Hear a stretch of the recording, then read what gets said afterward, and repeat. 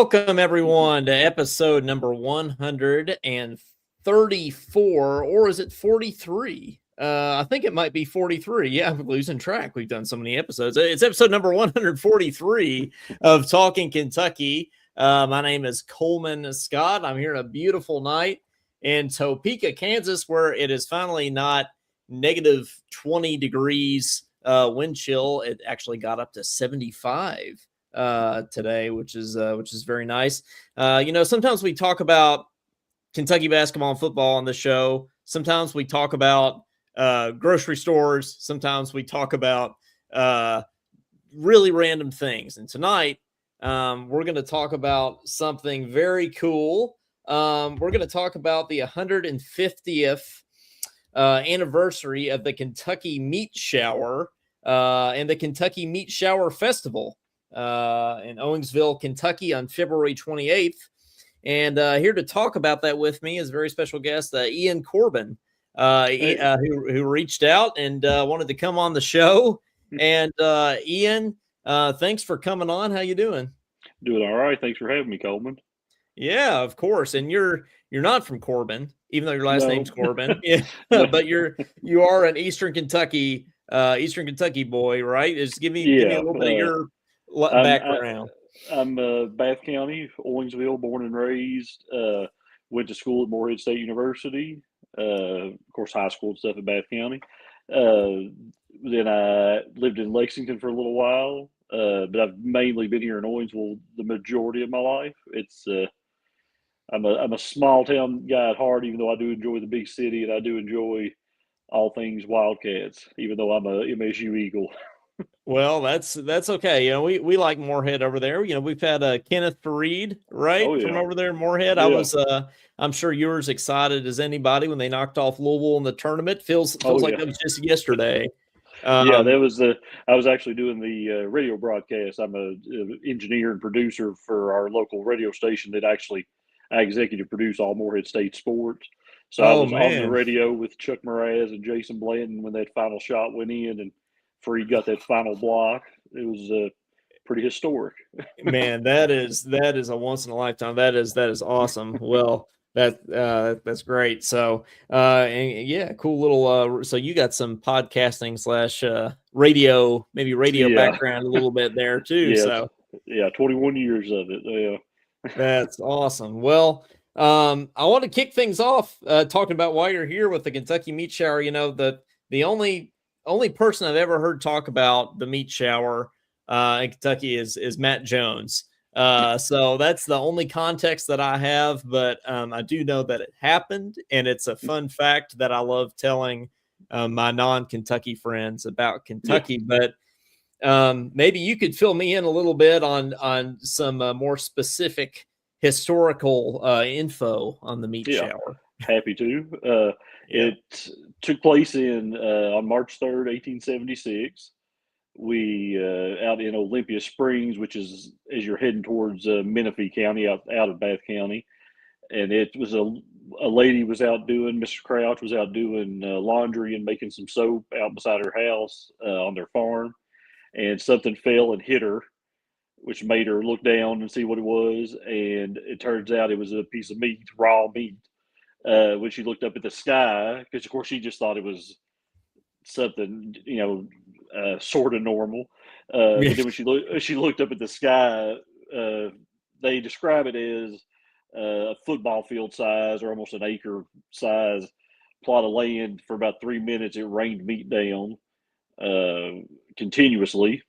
And then when she went outside and realized what it was and asked her neighbors, because of course she thought something very bad had happened, and none of her neighbors saw anything. None of them had any kind of clues to what had happened, and didn't. And it was supposedly it was a bright sunny day, so there weren't like clouds in the sky really or anything. So nobody saw anything, and it's one of those. She told her neighbors, and they told like the local constable, and the local constable told the sheriff, and the sheriff told the judge executive, and then the newspaper guy showed up, and it went from the local newspaper to the Herald Leader, and Courier Journal picked it up, and then it went nationwide. The New York Times have an article. If you go to our the Owensville Trade Days Facebook page and look up the event page. We have the actual article in the New York Times posted. And then it went from there to like they had people from California as far as like San Francisco, and even had people come in from London and Paris. They came over here to see what it was because it was that big of a curiosity at the time. Because as you know, Yeah. For the last 150 years, it doesn't rain meat every day. It does not. Yeah. In fact, I don't recall it ever raining meat other than that Yeah. this one time. Yeah. There are occurrences of it, but Okay.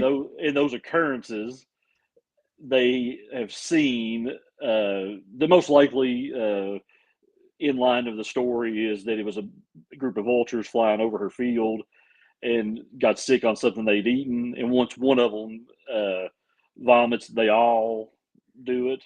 Right. So because they think something's wrong with whatever they just ate, so they all do it. Man. And but when she looked up, there was nothing in the sky other than the fallen meat. But all the other cases it's happened, they've seen the birds. It's not a mystery to what had happened. Which also we found out. I didn't realize till last year when we did like basically a test run. People had been asking me to do a meat shower event, and just hadn't found the time to do it last year. I just happened to look it up and was doing the math, and I was like, well, this year's 150, so maybe we'll do 149th. We'll do like our first one, just see how it goes, see if people are interested in it.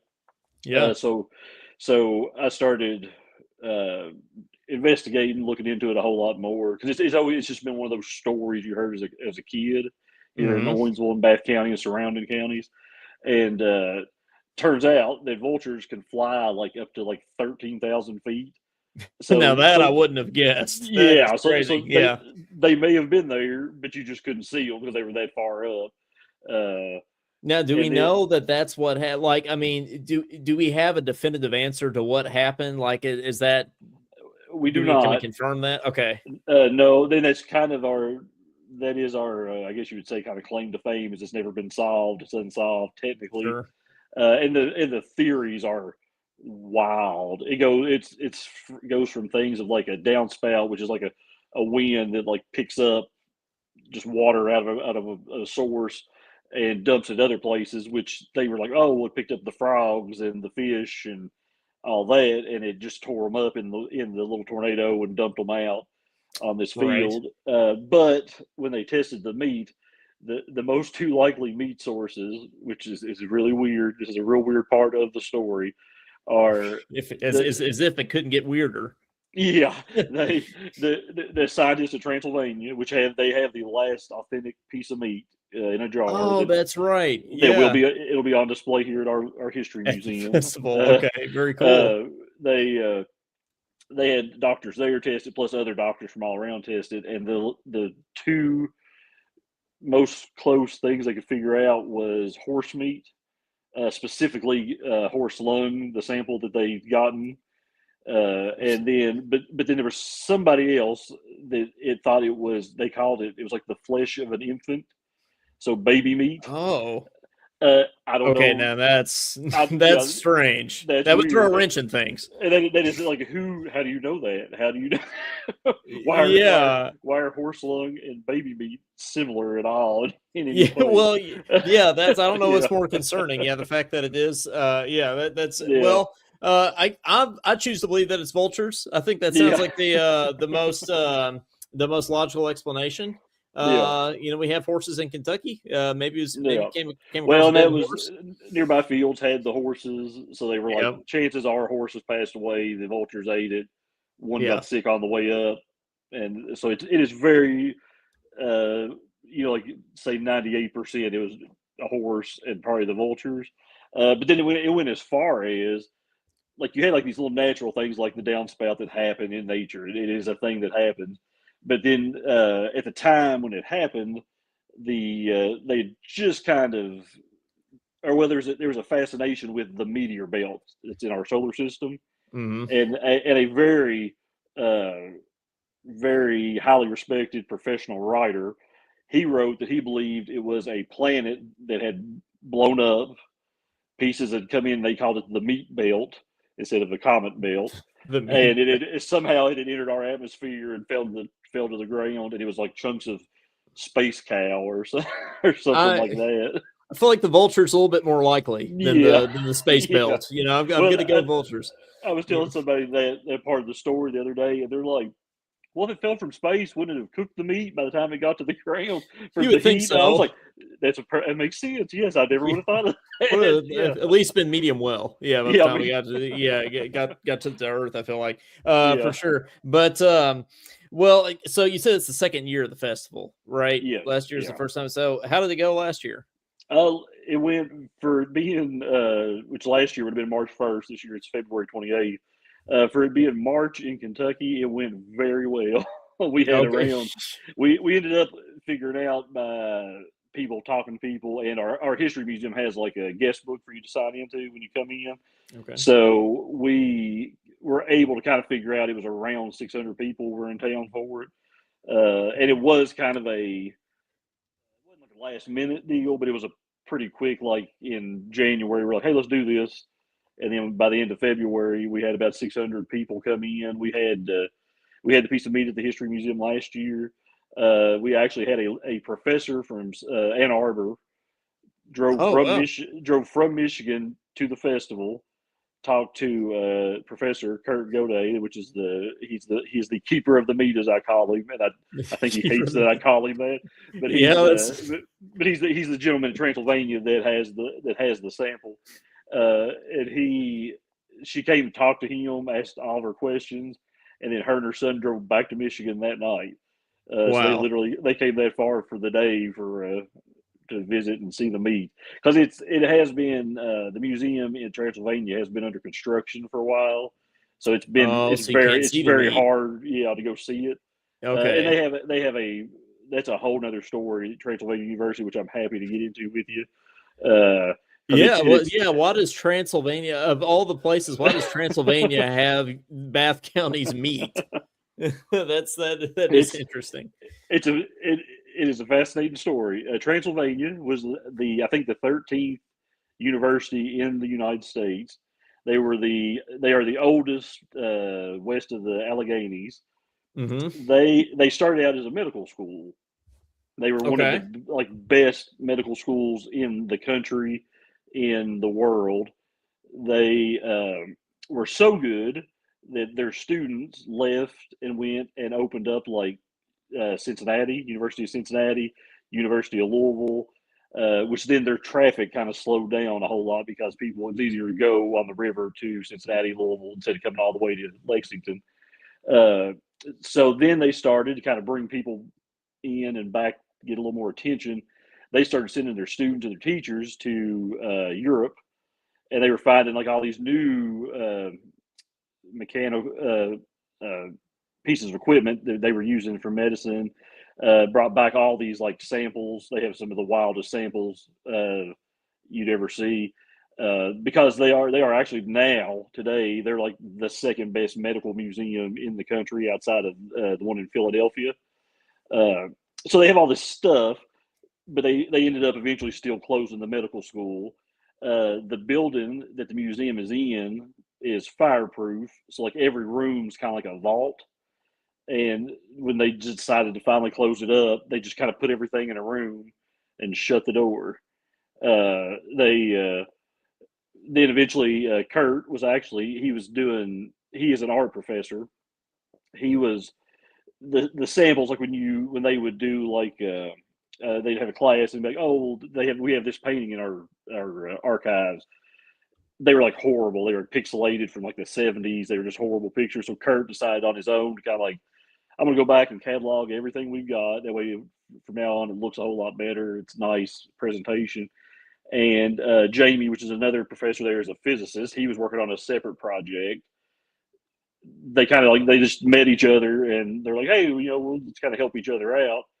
And they opened a door one day, and in a room was a little piece of meat in a jar, and it had like the paperwork with it, so they knew what it was.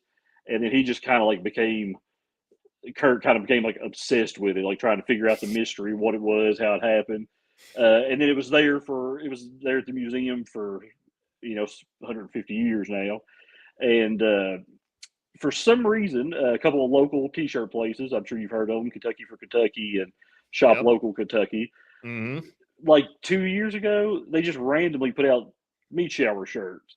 Like nothing had Okay. happened, but they for some reason it became interesting again. So they actually brought the sample then to the museum and put it just on display, just randomly had like a little event for you to come see it. So when we were talking about this, I reached out to them, and luckily they are gung ho and ready for any kind of like display and to talk about it. Oh, And they're that's like, "Yeah, awesome, man. we'll bring it down and have it set up for the festival." Bring And the they did it meat. last year. It brought in a big crowd, and hopefully this year it'll bring in a bigger crowd. Well, hopefully so. With you jumping on some of these shows and talking about it, I'm curious. What made you find us? I mean, you reached out and wanted to kind of come talk about the festival, but how do we come across you? Once again, a funny story. I was Okay, I'm all for I it. it's not super funny, but I googled like best podcast or something about Kentucky Yeah, history or sure. anything about Kentucky, and it brought up some random website with the 100 best podcasts in Kentucky There about you go. Kentucky, I guess it was. Yeah, And of course, like 85 of them are sports. They're like yeah, sure. 100% sports is all they are. But I was able to find you and a couple other people that do interesting stuff about Kentucky That's right. history, and also, as you know, like I said, I'm happy to talk about sports as well. But so I reached out, and thankfully you got back to me. Luckily, you're one of the few that are sticking with it and they're still around, because a lot of them that I sent things to, I later looked them up and they were like they quit in like 2020 when the pandemic happened Yeah, or when the something. pandemic started. Yeah. Well, see, that's when So we started. Was Caden, my co-host, who's not on tonight. After we lost to St. Peter's in the yeah, tournament, that was kind of when we decided, okay, we need to jump on and make a podcast, because we all need to get together and sort of have some group therapy oh over yeah, this basketball team. So that's when we that's when we decided to hop on and kind of start this. But you're absolutely right. I mean, our kind of slogan is Coleman and Caden talk all the latest Kentucky sports news and ridiculous topics that don't matter. yeah, Now, the Bath County meat shower, of course, matters, but it is ridiculous for sure. yeah, So definitely. what does the festival entail? Like, what can folks that come to the festival expect? We for starters, our big thing is it's free. The majority of stuff is free because we I got started in doing events. A neighbor of mine here in Owensville, he used to do like ice cream socials and street dances back in the day, and he decided when he would have been, I guess, like 76 at the time, that he wanted to try to do something again, because we're like a lot of Eastern Kentucky small towns where there's not a lot going on. So he decided he was going to do like a little sort of a farmer's market, I guess you'd say, but like just a vendor craft thing. And he would not for the life of him. I'm like, I'll help you with Facebook and of course working radio. And he does commercials for us at the radio station. I was like, well, do some stuff. No, I ain't doing it. No, I ain't going to do it. Well, he had one lady show up selling eggs, and she sold a whole lot of eggs. Okay, yeah. That was it. So like that Monday he came in and he was like, "Yeah, you can help me with the Facebook stuff." So I started helping him, and we built it up, and then COVID killed us and worked our way back up again. And like as I said, it's over the course of me doing events that turned into we have like a May Day event, and Mm-hmm. people were like, "Oh, well, you do that other stuff. Won't you do this and help with it?" So I started doing it, and I enjoy it. I like working with people. I'll do like events with our county pool. We'll have like Mm-hmm. free swim nights for the kids or movie nights, stuff like that. That way the kids can get out and do something and not have their family doesn't have to spend a fortune to entertain them for a night. So that's like one of our big focuses here. And luckily, we have great like local businesses like Sherry's Pizza House is helping us out here at the meat festival, giving us a There little you go. money so we can get prizes. Sutherland Food Company, they're donating big prizes for our chili dog eating contest. I Uh, saw that the chili dog yeah, eating contest. So that now, did that happen last year, or is this the yeah. first Well, year? last year we did a hot dog, and we kind of surprised them Okay. all. because of course they were expecting, they're like, oh, it's like 10 hot dogs and you got 5 minutes to eat them or whatever. And it turns out it was one very big hot dog. And we basically did like the first one to get done won the prize last year. Yeah, sure. And they were like, of course, there's a couple big old boys that were like, oh, that ain't no big deal. I can eat that in no time. And it was hilarious to watch them kind of try to suffer through it. Yeah. So like day of, we have vendors set up. We do have craft vendors set up because we kind of give them an opportunity to have their businesses open and have them a chance to be able to make a little money if they can. A lot of like t-shirt vendors and stuff like that set up. Some interesting ones too with like the laser etching wood and all that. But then we get into games. We do last year vulture flying contest. Yeah, is so is this a paper vultures? You're saying? It is. Okay. Last year we did just black construction paper. The kids made them, and then we had like a cone out in the middle of the street, and they kind of stood back on the sidewalk, and whoever got closest. And then we did a distance throw with them. This year we were kind of upgrading our vultures. They're going to be made out of actual like poster board, like big, so they're going to be pretty big size vultures. They're like life size vultures. Yeah. Okay. So the kids will get to do that. Our Bath County Memorial Library, which is a great resource for us for all of our stuff we do. They'll have like coloring pages with the meat shower themed stuff on it for them to color with. Usually they do some kind of craft with them. Last year they had like little umbrellas with like meat pieces hanging off of them, nice. Which is real funny watching. There's a dad he's got like 5 kids and he's walking around and he's got them like in between his fingers walking around the festival the rest of the day. But they'll have that kind of stuff. Also at our library we'll be having our Meet the Authors events. Meet the author. Now, are you spelling that MEAT, the authors? Yeah. Okay, there you go. Yeah, because we're focusing. Our focuses are Mick Sullivan, which is out of Louisville. He wrote a children's book, The Meat Shower, and it's told from the perspective of the meat. And he is going to do a lot. Okay. He's going to do a live reading of it. Now I'm curious. I might have to buy that because that sounds interesting. I want to hear the perspective of the meat. I mean, we've talked about the perspective of us, but not from the meat. I mean, what did the meat see? Yeah, it was a very interesting idea.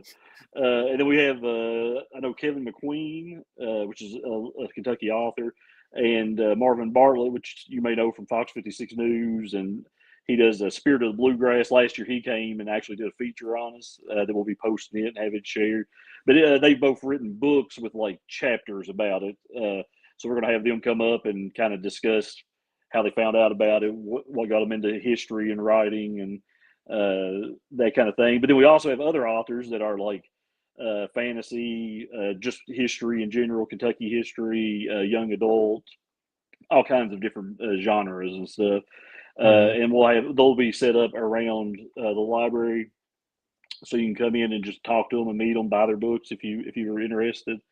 Then we have also got a local restaurant is helping us out. It's like right there in the middle of town called Salt Mine Cafe.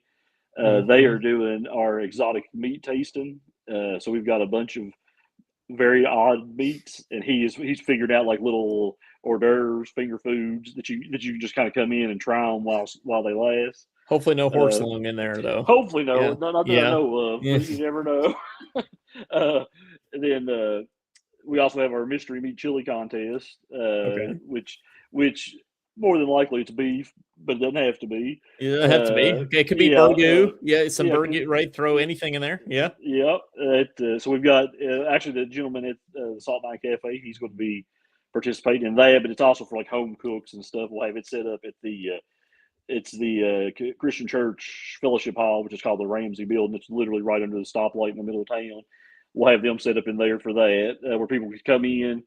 We gotta have you sign a waiver, because you don't know what it is, but have to sign a waiver, and then you get to go around and taste the meat and vote whoever wins it, and they're going to win some cash for coming out. We'll hopefully take the herd out of that grocery bill making chili, but I'm in on the vulture throwing contest. I think I'm in on some of this other stuff that you mentioned, maybe even the hot dog or chili dog eating contest, but I don't know about signing the waiver. I don't think I'd be in on that. I'm not signing the waiver.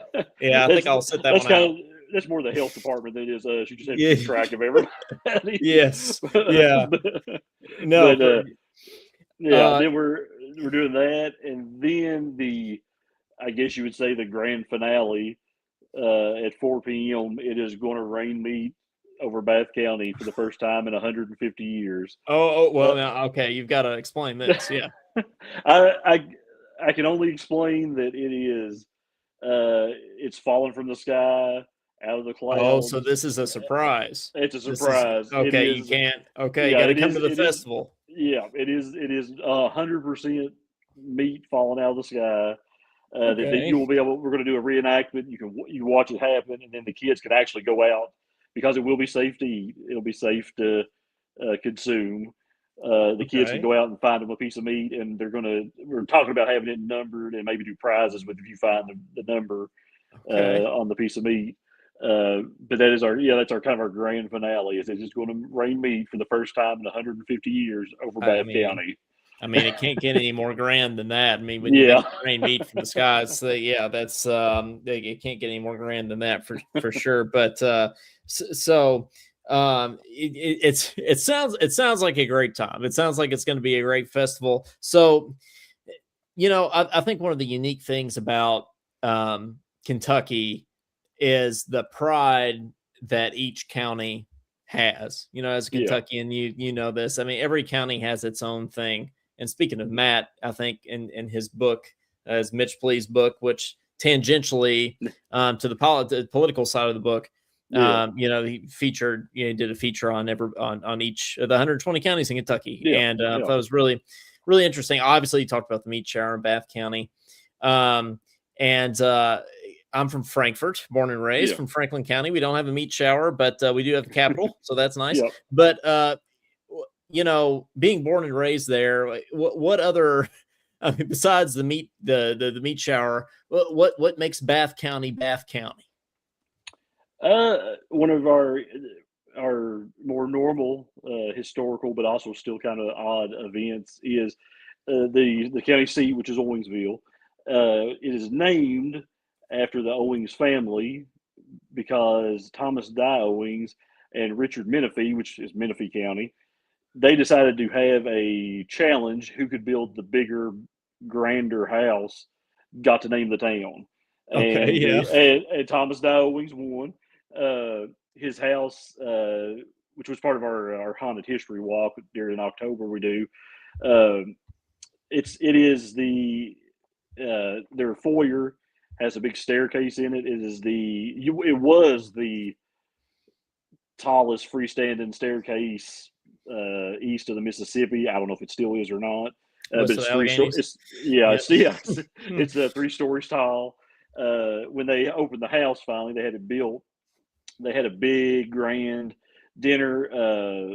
What was his name? Prince Philip Okay. from Yep. France came.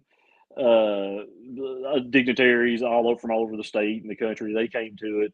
Under the staircase, speaking of burgoo, they had a big giant pot of burgoo on this huge metal cast iron uh, pot. And as he thank you all for coming. We hope you enjoy this beautiful house. It's amazing. It's great. They said 6-foot black snake fell from the rafters, which would be 3 stories up, landed straight Oh in the my. burgoo. The cook was still there beside it, and was an African American lady that worked for him. And she, from her roots, she would that's a bad sign. You're going to be cursed. This is horrible. It's a bad sign. Yeah. Yeah, they dug the snake out. They went on with the party. He didn't think nothing of it, but then he ended up. A majority of his family passed away. He ended up going bankrupt and Oh man. going down to Texas. That's where he passed away at. But he had also started. The reason he was in the position he was in, that him and Richard Menifee decided they were going to have this big contest. He actually owned the slate furnace and the bourbon furnace, which made cannonballs for the Civil War in the Oh man. North. Okay. Yeah. And he had the biggest furnaces and the best furnaces around for back then. So that's how he made his money, which are still down. We've actually down right straight out of downtown as you cross the interstate. There's a park that's the slave furnace. It's still down there. You can go visit picnic area. It's very nice. One of its mysteries is as you walk into the furnace, it's of course it's all limestone, big giant blocks Yep. of it. The top part, the header piece, there's a piece of metal across it, and the story goes that a gentleman that worked there, an enslaved person worked there, fell into the fire, and then as he come running out, he stuck his hands up, Mm-hmm. and the handprints are still there on the piece of metal. Oh man. That's how hot that it got, that it literally burned his hands off. Oh So it's still man. there to this day. If you go and as you walk up to go inside of it, you can look up and you can see it. And of course, it may have been something completely different, but that's the story they told. Yeah. And when we were growing up, That's those are the story. I mean, there's been wilder stories in Bath County, clearly with oh the yeah, meat share stuff. But I gotta ask about the snake. What is it with stuff falling from the sky in Bath County? Just especially snakes falling into Burgoo, and it was it's a finished house, so that was one of those they don't know where it came from, but it changed his life forever. I guess you'd say it, it definitely put a spin on it. I would say so. It's so that's that's very so Burgoo. If we have a lot of listeners, I think probably everybody in Kentucky knows what Burgoo is, but for our we do have quite a few non-Kentucky listeners as well. What can you explain? Can you give a good definition of Burgoo? The base of Burgoo is you do your like your carrot, onion, celery stalks. Normally, it's the point of it is like for the poorer class people was like it's the food you got, so you got to use it. So you made a stew out of it, and normally you'd add in like long grain rice or white rice to it. Mix it up. So it's basically like it's an Eastern Kentucky chili. It came from, I believe, like the Cajun folks, French folks from down south as they came up towards the north. They kind of brought it with them, and we definitely grabbed hold of it and made it our own. Their version was something a little different than that, but more like jambalaya or something like that. But gumbo, and we brought our stuff into it. The different meats, all the different the different meats we got, but it's basically like I would call it like an Eastern Kentucky chili, but it's not really chili. It's more soup. Or stew, vegetable soup, kind of thing. Yeah, it's like I said, it's what you got. You throw it in the pot and add some stock to it, and you're good to go. We might leave the snakes out of there and the horse lung, but other than that, I can throw whatever you want in there. But hey, Ian, thank you so much for coming on. I really, really appreciate having you.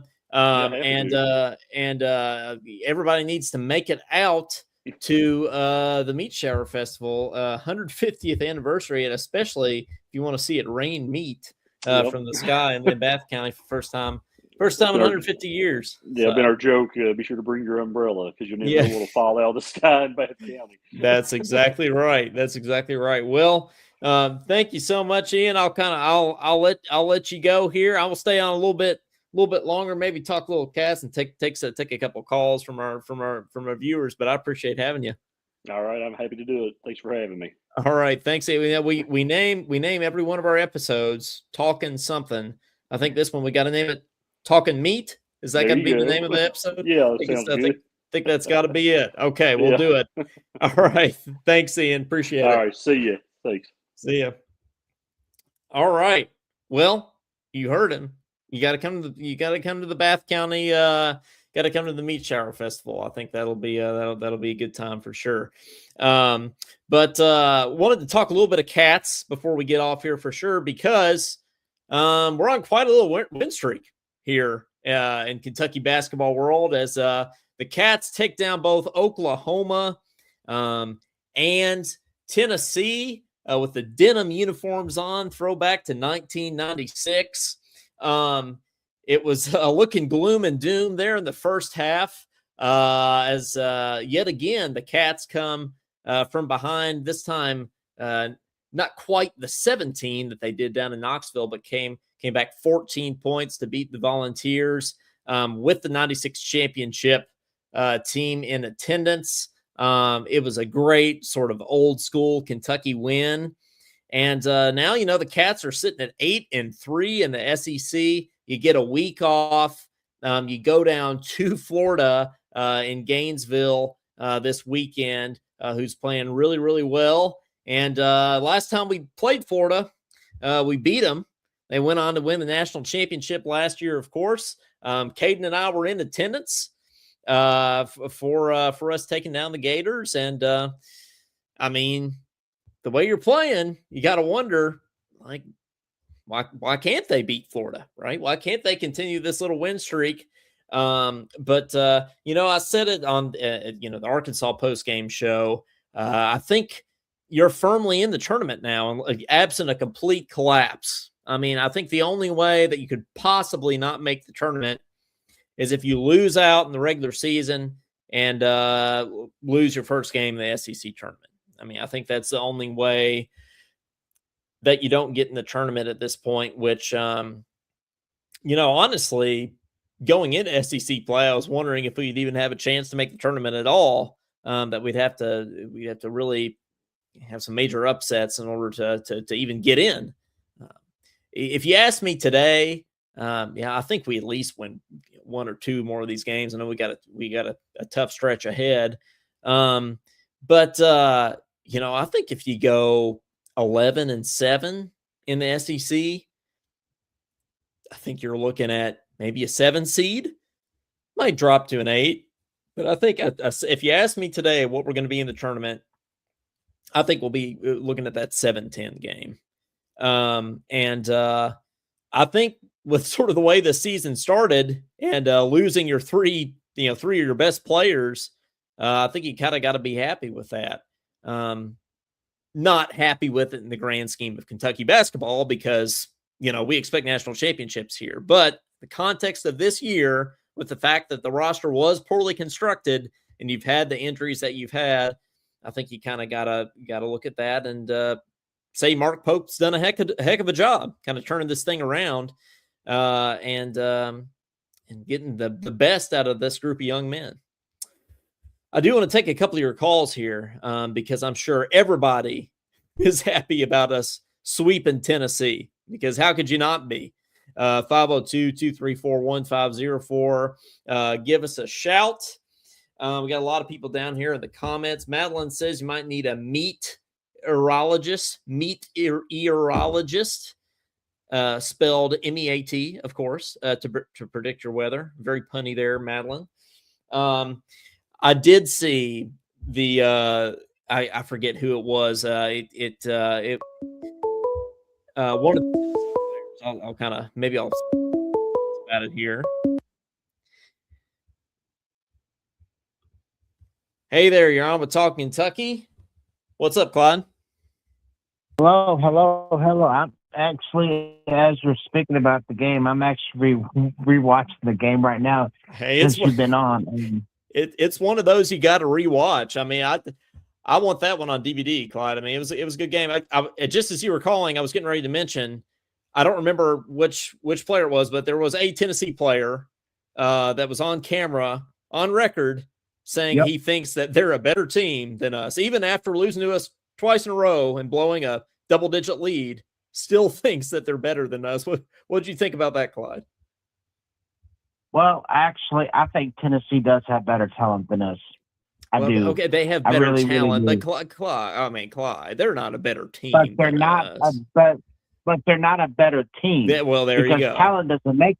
Because listen, talent doesn't make the team. It's how you work as a team. You can have all the talent in the world, John Calipari, but it doesn't make you the better team. John Calipari. That's exactly right. Okay, I was hoping you weren't going to come on here and defend Tennessee, Clyde. I can't have you do that. Yeah. No, absolutely. I could never in my life defend Tennessee.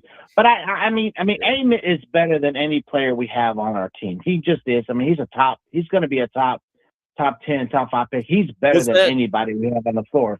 But he can only do so much to defend. Was that Nate Nate. Ament that said that? Okay. Well, I mean, No, no, I'm not sure that he said that, but I Okay. think, I mean, he is better than anybody we have on the court.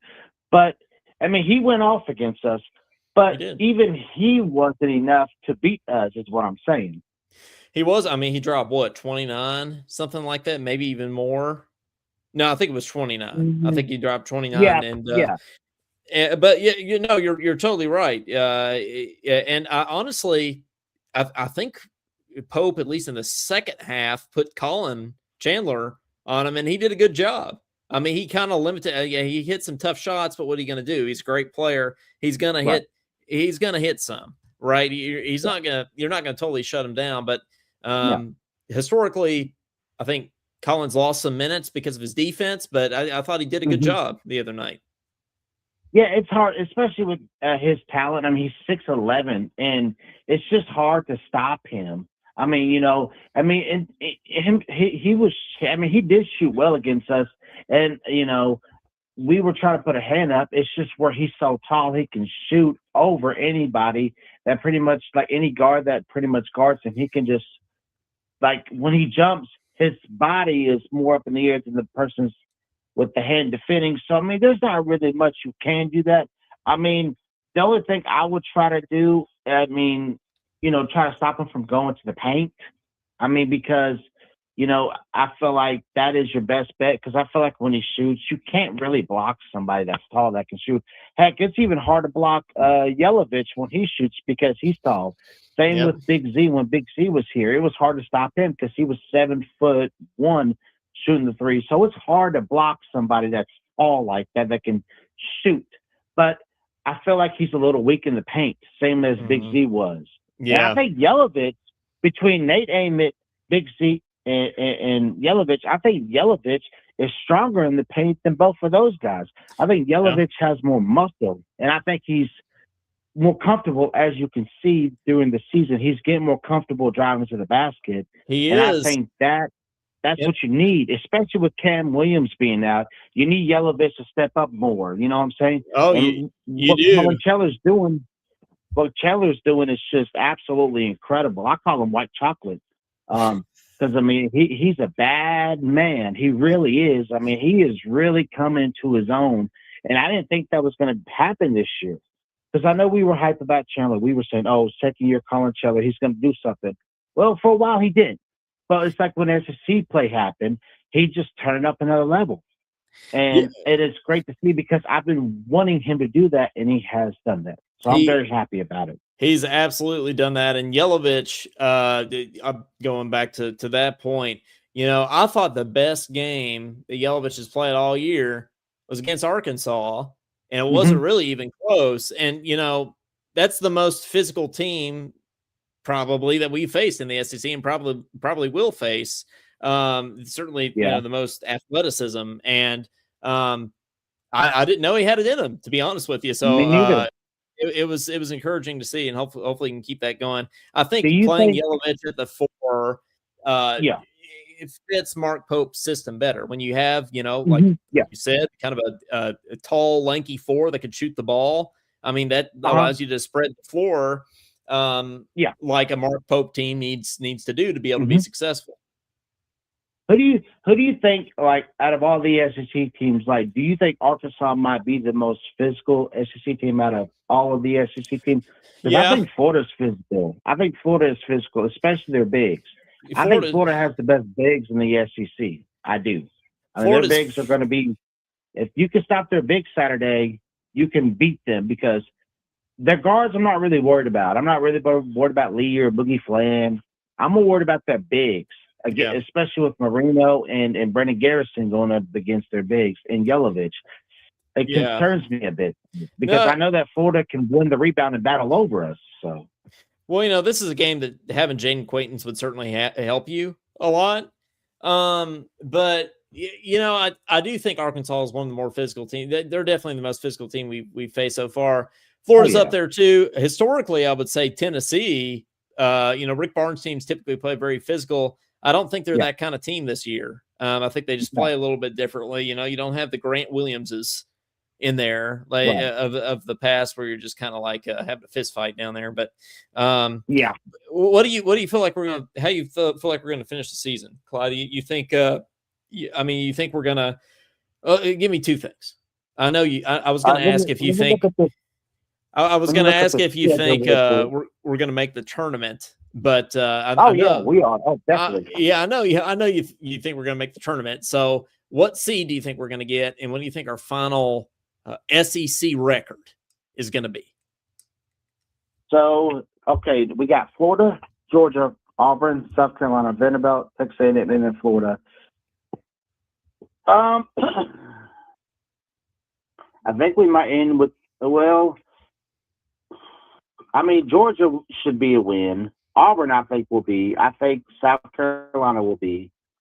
Benny at home, that could be a loss. That could be a win. At A&M, I don't know. That's a very good team. I'm surprised. Heck, I'm surprised A&M ain't even ranked. Or are they ranked? I mean, are they? Is A&M ranked by any chance? I don't know, but they should be if they're not, because they're playing lights out right now. Really, they're good this year. If they're not ranked, they should be. Yeah, they're a lot better off without Buzz. And then you got Florida to finish the regular season. The only losses I can see, well, I'm gonna count Benny as a home win, but I don't know. I mean, you could either finish the season 3-4 or 4-3. But I do think Auburn is in your favor, definitely at Auburn. I do think South Carolina is also in your favor at South Carolina. But and then Georgia, I mean, Georgia is a fast-paced offense, but I think we'll win that game anyways. I don't know. This is kind of a tough stretch, man. I don't know. It's a tough stretch. It's much tougher than what we just experienced. Yeah. If you had to put a record on it, what would you say? 4-3. So the wins I would have is Georgia. Well, maybe 5 and. I like to win that Florida home game. I like to win that because that's the day before my birthday. So. Oh, you gotta win. Yeah. I don't think we'll beat A&M. I don't. I think they're just too tough down there at home. I don't think that's possible that we beat them.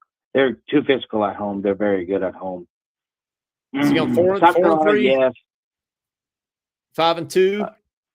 4. Best case scenario 5-2. Definitely 100%. Because I don't think we'll beat Florida at Florida. I don't. Florida has a loss, but then again, Kentucky hasn't lost to Gainesville since 2018. Hey, there you go. I know. We kind of own 8 Florida. years. That's 8 years that we. Let's lock it in then. Let's say 5-2. Okay, yeah, 5-2 because but I do think A&M's a loss, and I do think Vanderbilt possibly is a loss. But because Vanderbilt's good, they're really good. I mean, even on the road, they're good. So but I don't know. Oklahoma beat them the other night. So I mean, hey, you never know. Like, in the SEC, you never know, man. Anybody can beat anybody on any given day. It feels like so. But I think as far as the NCAA tournament, I heard Jack and them saying that we could become a 6th seed in the NCAA tournament. And then if that's the case, our second round matchup could be North Carolina. Hey, I'll take a rematch. We should have beaten them the first time, honestly. Yeah. But really. Hey, Clyde, thanks for calling in, man. Really appreciate it. And let's go get this 5-2. I would love for that to happen. I really would. We'll see what happens. Absolutely. All right, man. Go Cats. Go Cats. All right. Do a little last call for calls here. 502-234-1504. Josh Hart says, I think we make it to the championship game of the SEC. Maybe I'm crazy. Josh, I've seen crazier things. Remember the 2014 run? Harrison Twins, Julius Randle. We were an 8th seed, and we made the national championship. You never know. Never say never, right? So, yeah, a little last call for calls here. Give us a shout. 502-234-1504. We'd love to hear from you, your thoughts on the Cats and the and the team finishing out the year, hopefully on a high note. Or if you have anything to add to the Meat Shower Festival conversation. Hopefully, no snakes have fallen into your burgoo this week. And hopefully no meat has fallen from the sky and hit you in the face, for sure. So, all right. Here looks like we're getting a call from Josh Hart. Josh, how's it going, man? That's good, brother. How are you? Doing well. Good to talk to you. What you think about Yeah. and this little win streak we're on? I think they're playing pretty good right now. Really, honestly, they for some reason they like to come out and struggle in the first half, and except for the Arkansas game, and then they always battle back. So it was really good to beat Tennessee again. Mm-hmm. It's always good to beat Tennessee.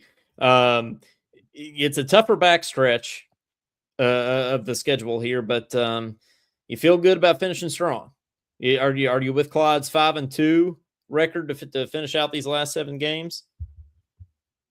I would love to see us win every one of them, but I don't think that's going to happen. Florida's going to be really tough this weekend at Florida. I think we can win that game. If we can win that game, then I don't see why we would lose the rest any other games. I mean, they're going to beat Georgia. They're going to beat Auburn. They're going to beat South Carolina. They're going to get revenge on Vanderbilt because they're mad about that still. And then going to A&M, A&M's not ranked, so I don't see why you couldn't beat A&M, and then we got Florida at the end of the year. That would be amazing if we could. Josh, you're always optimistic. I love it. It's like when we win a game, you're like, yeah, I don't see why we can't win the national championship. But I love it. Yeah. I love it. I'm all for it. Yeah, I mean, but honestly, I wouldn't be surprised if we don't lose at Florida this weekend. But never know. Yeah. After that, we could run the table and go on another 6-game winning streak and make it 6-1 in the final 7 games. That's right. It's not crazy thinking because that's how they do it. They go and get beat to death, and then next thing you know, they come out and you're like, okay, where'd this team come from? So I don't know. I know there's been a lot of hate for the team and a lot of hate on Coach Pope, and people want him fired and gone and this and that. And then you see people backpedaling this week. They're like, oh, maybe he is the guy. I'm like, can y'all make your minds up, please? Man, it just kind of gets old and irritating a little bit with our fan base. I mean, I hate to keep on saying, but we have a lot of injuries, and honestly, they should have never went after JQ. Yeah. It's what do you think about the injuries though? Because it almost feels like this happens to us every year. Do you feel like it's strictly a coincidence, or do you think it's something to do with like how we're practicing or our strength and conditioning staff? Like, what do you think it is? Well, I think it's a little bit of strength and conditioning, but honestly, I think there's some underlying issues with some of these kids that they're not being reported to the media, or the fans are not knowing. Was rushed back too soon, apparently, and he should have been waited until probably January to come out instead of coming earlier. Now he's done for the year. Lowe, he was playing really good until he injured his shoulder. Maybe he had something before that. We just didn't know, and they didn't tell us, and they're still going to never tell us. And Cam Williams. What's the kid that broke his foot? Cam Williams. Yeah. That was just an odd fluke. He just stepped wrong going down the court, or stepped on somebody. I can't remember exactly how it went. And that was just like, oh man, for real, did that just happen? But with Andrew Carr, I think he'll be back next year. I hope so, because we kind of don't know who's on the roster next year right now. There's nobody really definitively that's going to be on the team next year at this point. It's going to be a kind of a weird and busy offseason for Mark Pope in that regard. But yeah, man, with Lamont Butler and Andrew Carr kind of having the lingering injuries last year, it just kind of makes you think like, man, do we really just have this much bad luck? And it seems like that sometimes, but we've had some bad luck with injuries lately, and then just like I said, I'm not nothing against JQ. I mean, I hate that he's hurt, but they just should have never invested the time or the money to bring him to Kentucky and give him $4 or $5 million in NIL or whatever it was originally recorded that he got. So I just think, they need to make better decisions. But I really understand what Pope's doing. He's not trying to get these flashy kids. He's trying to get long-term dudes. And these Kentucky kids, they're buying into his program. They see how much joy he had when they had the Dems on this weekend and all of his buddies there with him celebrating the '96 championship. So maybe they're learning something from this. Hey, if you want to win, you got to be a team. It's not about you. It's about the team. It's not about money. It's about the team. Well, and what about Colin Chandler? I mean, kid's a sophomore. I mean, if he's married, if I'm him, I'm parking it in Lexington. I'm riding out these next 2 or 3 years, and I'm living it up. I mean, that kid's kind of living the dream right now. Coleman, why wouldn't any of these freshmen, any of these guys, Cam Williams, our big guy, what's his name? Shoot. Garrison?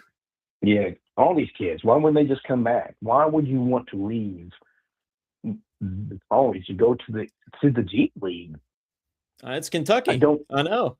I mean, I think it's easy for us to kind of look from the outside, look in and be like, I mean, it's everybody's dream, right? A Kentucky kid's dream to put on the blue and white, and you're telling me I get to make millions of dollars now doing it.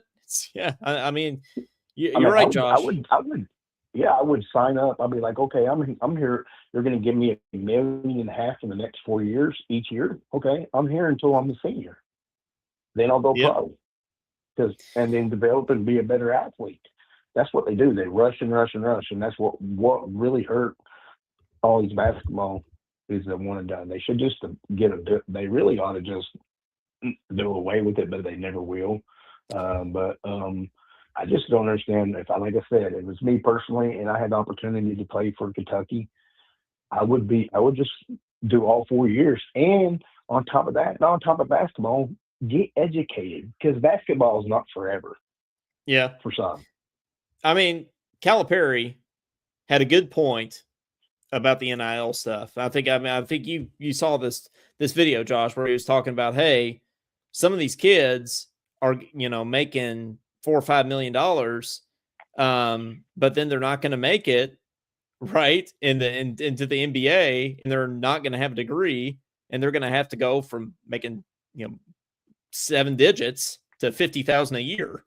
Yeah, and it's a real thing that might happen. So I mean, I think Cal was kind of right about that. He had a point. So, but Josh, thanks for calling in, man. Always good to talk to you, and we'll talk to you again soon. All right. Go Cats and God bless. Go Cats and God bless. Well, on that note, guys, we'll go ahead and close out the show. Talkin' Meat. What better name for this episode than that? Episode number 143 of Talkin' Kentucky, not 134. And a little teaser. We might have somebody, the initials CH, back on the show next week. I mean, I'm not going to say any names. We might have somebody back on the show next week. And hopefully we're talking about a win over the Gators once again. So for Coleman Scott, for Ian Corbin, for Vultures, for Snakes, for Burgoo, and for Meat, this has been episode number 143 of Talkin' Kentucky. Thank you, folks, very much. Go Cats. We'll see you later.